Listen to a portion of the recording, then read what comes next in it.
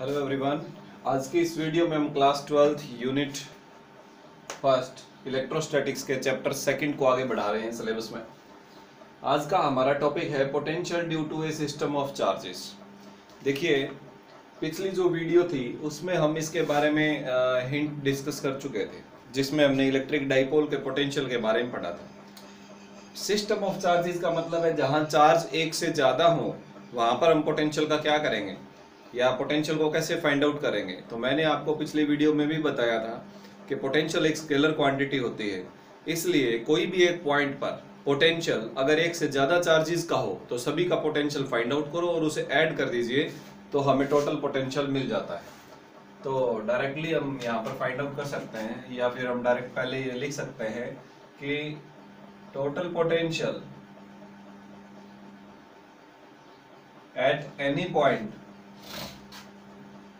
at any point due to a system of charges is given by the algebraic sum of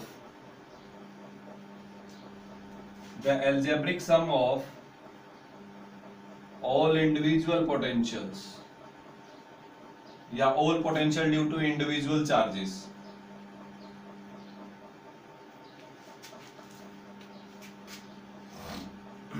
okay fine.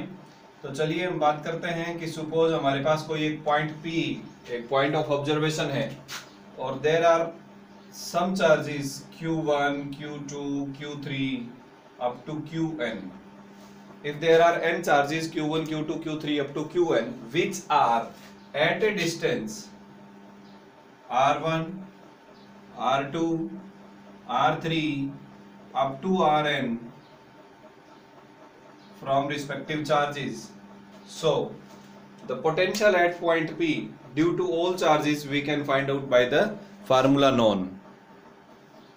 तो अब हम क्या करेंगे, Q1 का potential point P पर निकाल लीजिए, Q2 का निकाल लीजिए, Q3 का निकाल लीजिए, Qn का निकाल लीजिए और जोड़ दीजिए। तो हम कहेंगे potential at point P due to Q1 is V1 और V1 कितना होगा K Q1 divided by R1। Q by R जो हमारा फार्मूला था उसमें हमने इसको पुट कर दिया है, चार्ज और डिस्टेंस को। सिमिलरली इसी प्रकार आपको दूसरे चार्ज का जो पोटेंशियल है K Q2 बाय R2, ऐसे चलते चलते हम सभी चार्जेस का पोटेंशियल निकाल लेंगे K Qn बाय Rn। ये वो सारे पोटेंशियल हैं जो अलग अलग चार्जेस की वजह से पॉइंट P पर हैं। अब आप क्या करेंगे, डायरेक्टली इसे जोड़ दीजिए। So what will be V total, it will be sum of V1, V2 and all this. इन सब में आप देख रहे हैं K कॉमन है, हम K को कॉमन ले लेते हैं, अंदर आ जाएगा Q1 बाय R1 plus Q2 by R2 plus up to Qn divided by Rn। या फिर आप इसे लिख सकते हैं K sigma Qi divided by Ri, I from 1 to n, यानी इन सब का जोड़। Very simple concept it is. सभी का पोटेंशियल निकालिए और उसे जोड़ दीजिए। एक चीज मैं यहाँ मेंशन करना चाहूंगा कि जो पॉजिटिव चार्जेस है उनका पोटेंशियल पॉजिटिव होगा, जो नेगेटिव चार्जेस होंगे उनका पोटेंशियल नेगेटिव होगा। हमने एग्जांपल के लिए यहाँ पर सारे पॉजिटिव चार्जेस लिए हैं। अगर इन्हीं में से कुछ चार्जेस नेगेटिव हों तो उनका जो समेशन है वो अलग से हो जाएगा। That is clear? Okay fine. तो ये हमारे पास हो गया टोटल पोटेंशियल या potential at any point due to a system of charges. कल जो हमने डाइपोल का केस स्टडी किया था वो भी इसी टॉपिक पर है, उसमें भी हमने पॉजिटिव चार्ज का पोटेंशियल निकाला, नेगेटिव का पोटेंशियल निकाला और उसे ऐड कर दिया या उसे जोड़ दिया। चलिए अब तक जो हमने पढ़ा है उसी पर बेस्ड एक दो न्यूमेरिकल्स हैं उनको डिस्कस कर लेते हैं। Numerical example 2.2। देखिए, हम बात कर रहे हैं एग्जाम्पल 2.2 की। 2.1 हम ऑलरेडी डिस्कस कर चुके हैं। Two charges 3 × 10⁻⁻8 coulomb, 3 × 10⁻⁻8 coulomb and 2 × 10⁻⁻8 coulomb with negative sign, यानी दूसरा नेगेटिव चार्ज है, आर लोकेटेड 15 सेंटीमीटर अपार्ट। इन दोनों को एक दूसरे से 15 सेंटीमीटर पर रखा हुआ है, हमने इसे मीटर बना लिया। At what point on the line joining the two charges is the electric potential zero? आपको बताना है कि दोनों चार्जेस को ज्वाइन करने वाली जो लाइन है उसके किस पॉइंट के ऊपर इलेक्ट्रिक पोटेंशियल जीरो होगा। रेफरेंस के लिए इन्फिनिटी पर जो पोटेंशियल है उसे जीरो दिया हुआ है। Okay fine. सबसे पहले जो रेफरेंस है, जब दो चार्जेस एक दूसरे से इनफाइनाइट डिस्टेंस अपार्ट हों तो दोनों एक दूसरे के पोटेंशियल से बाहर होंगे, तो यानी हम ये कह सकते हैं कि इनफाइनाइट का जो पोटेंशियल होगा वो जीरो होगा। चलिए वो तो एक स्टैंडर्ड रेफरेंस कंडीशन है, हम इस कंडीशन की बात करते हैं। सपोज कीजिए कि एक ये चार्ज है Q1, दूसरा चार्ज है Q2, ये पॉजिटिव है और ये नेगेटिव चार्ज है। अब ये बोल रहे हैं कि इन दोनों को ज्वाइन करने वाली जो लाइन है उनके किस पॉइंट के ऊपर इलेक्ट्रिक पोटेंशियल जीरो होगा। सबसे पहले तो देखिए पॉइंट कहां कहां पॉसिबल है, पॉसिबिलिटीज क्या क्या है। ये तीन पॉसिबिलिटीज हैं, दोनों चार्जेस के बीच में कहीं पर, दोनों के लेफ्ट में, दोनों के राइट में।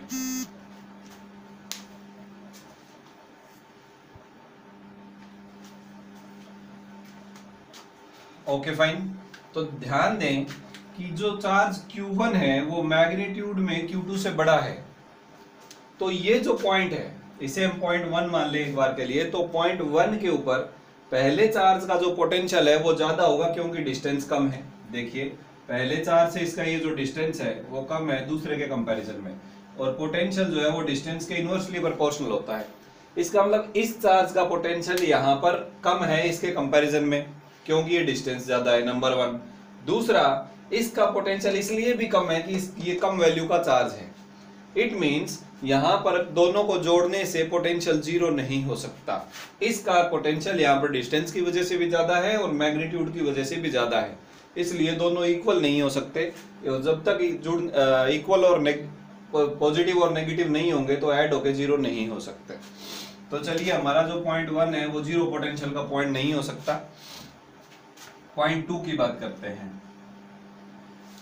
देखिए पॉइंट 2 अगर हम बिल्कुल सेंटर में लें तो सेंटर में ये चार्ज की वैल्यू ज्यादा है, ये चार्ज की वैल्यू कम है, इसलिए दोनों का जो पोटेंशियल होगा वो बराबर नहीं होगा, इसलिए ऐड होकर जीरो नहीं आ सकता। तो जैसे ही हम इसकी डिस्टेंस थोड़ा पॉजिटिव चार्ज से बढ़ा दें, डिस्टेंस बढ़ाने से इसका पोटेंशियल कम होगा और इसका पोटेंशियल बढ़ेगा। तो ऐसी एक सिचुएशन आ सकती है जब दोनों का पोटेंशियल बराबर हो जाए, तो इट मींस यहाँ पर पोटेंशियल जीरो होने के चांस है। तो हमारा पॉइंट 2 पॉइंट ऑफ ऑब्जर्वेशन है। सिमिलरली पॉइंट 3 पर भी ऐसा होने के चांस है। क्यों? क्योंकि ये चार्ज स्मॉल वैल्यू का है, ये ज्यादा वैल्यू का है, इसलिए यहाँ पर Q1 का पोटेंशियल ज्यादा होगा मैग्नीट्यूड की वजह से, बट इसका डिस्टेंस ज्यादा है इसलिए इसका पोटेंशियल कम होगा डिस्टेंस की वजह से।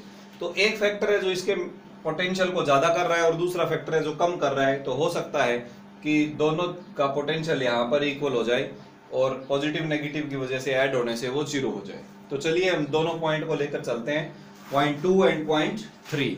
अब इसे हम 1 बाय 1 स्टडी कर लेते हैं। तो पॉइंट 1 जो है ये हमारा पॉइंट ऑफ ऑब्जर्वेशन नहीं रहा।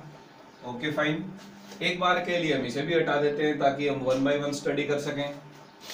तो ये हमारे पास हो गया Q2 is equal to -2 into 10 to power -8 coulomb.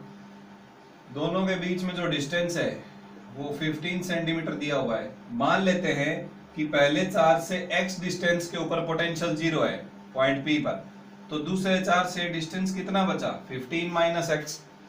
जब हम इसको जीरो मान चुके हैं तो दोनों का पोटेंशियल पॉइंट P पर निकालिए और उसे जोड़ दीजिए। तो चलिए पहले का पोटेंशियल कितना होगा? V1, ये हमारे पास होगा K into Q1 divided bye x, distance x, और V2 कितना होगा? K into Q2 divided by 15 minus x। Fine. अब हम क्या करते हैं, दोनों को ऐड कर देते हैं। V1 प्लस V2 हमने बोला कि यहाँ पर जीरो है, तो ये आ जाएगा K Q1 by x plus Q2 by 15 minus x equal to zero. Okay, अब दो फैक्टर हैं, एक ये वाला और एक ये वाला। दो फैक्टर का प्रोडक्ट जीरो है। ये तो जीरो है नहीं क्योंकि इसकी वैल्यू हमें पता है 9 इंटू 10 रेज़ टू पावर 9, इसलिए ये फैक्टर जीरो बच गया। अगर ये फैक्टर जीरो बच गया तो इसका मतलब ये दोनों एक दूसरे के इक्वल एंड अपोजिट हैं, इसको जीरो के बराबर रखेंगे। तो अब क्या कीजिए, Q1 की वैल्यू कितनी है? 3 इंटू 10 रेज़ टू पावर 8, और Q2 की वैल्यू कितनी है? माइनस, एक और माइनस यहाँ है, 2 इंटू 10⁻⁻8, तो 10⁻⁻8 आपस में कैंसल। अब जो बचा उसका क्रॉस मल्टीप्लाई करके और आप x निकाल लेंगे। क्रॉस मल्टीप्लाई करें, 15 into 3 45 minus 3x equal to 2x। 3x इधर ले आए, ये हो गया 5x इक्वल टू 45, तो x बराबर हो गया 9। इसका मतलब पहले 4 से 9 सेंटीमीटर डिस्टेंस पर पोटेंशियल जीरो है और दूसरे 4 से 6 सेंटीमीटर डिस्टेंस पर पोटेंशियल जीरो है। चलिए इस पॉइंट की बातचीत हम कर चुके हैं। अगर आप बच्चों को कोई डाउट है तो आप वीडियो को पॉज कर सकते हैं, दोबारा से देख सकते हैं ताकि आपका जो कंसेप्ट है वो क्लियर हो जाए। अब हम पॉइंट को दोनों चार्जेस के राइट में लेके और फिर स्टडी करते हैं। कुछ ऐसा ही होगा, थोड़ा सा डिफरेंट रहेगा, दैट्स इट।